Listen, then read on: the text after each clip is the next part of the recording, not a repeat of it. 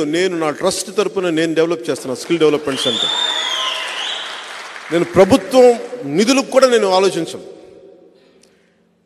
నేను ఏమంటుందని మొత్తం భూగోళం అంతా కదిలించినా సరే డబ్బు పట్టుకొచ్చి డెవలప్ చేస్తాను. పిఠాపురంలో రైతుని కన్నీరు పెట్టనివ్వను.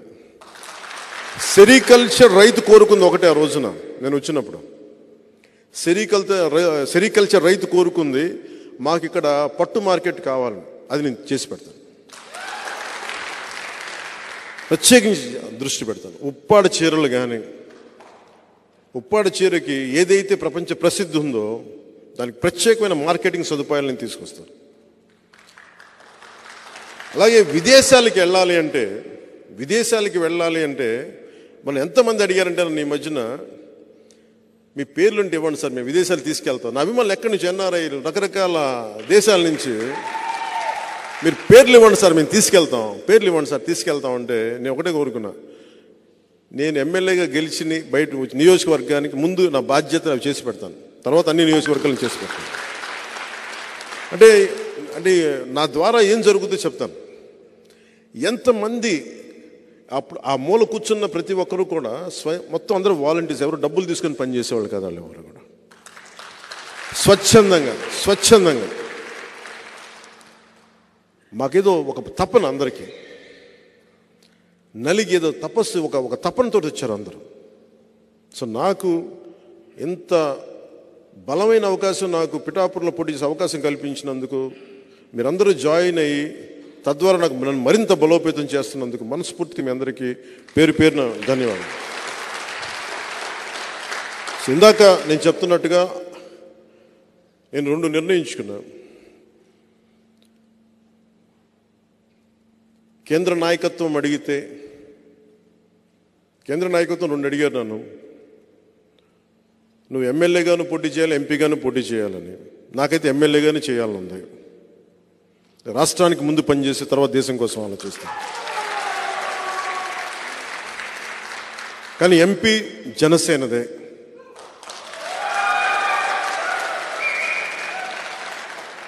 ఉదయ్ నా కోసం ఇంత త్యాగం చేశాడు కాబట్టి ఉదయ్ని ఎంపీ క్యాండిడేట్గా పంపిస్తాను.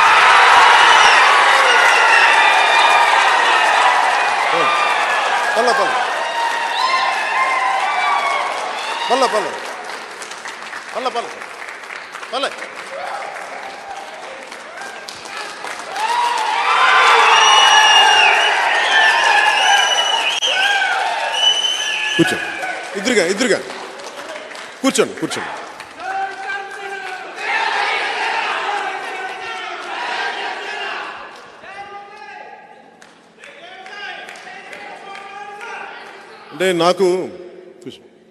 అంటే నాతోటి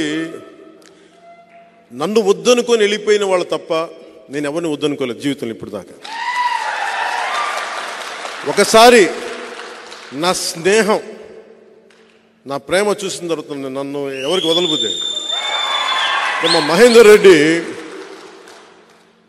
మహేందర్ రెడ్డి గారు మన జనసేన పార్టీ వైస్ ప్రెసిడెంట్. నేను పిఆర్పి నుంచి యూత్ వింగ్లో ఉండి ఆ రోజు నుంచి ఈ రోజు దాకా నేను ఓడిపోయినా, ఏమైనా, కింద పడ్డా, మీద పడ్డా నా పక్కన ఉండిపోయినా.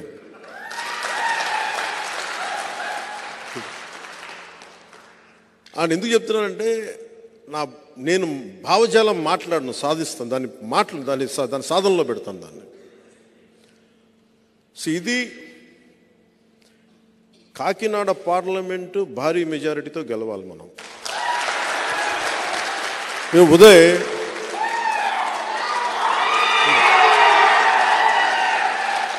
అంటే యాక్చువల్లీ చెప్పాలనుకోలే, ఉదయ్ లేదు మావాడు నాకు ఎసరు పెట్టవు కదా భవిష్యత్తులో సరదాగా. లేదు, నాకు ఒక బ్రదర్ లాంటి తను, తమ్ముడు లాంటి నాకు. అందుకనే కదా పవన్ కళ్యాణ్ అయ్యాడు.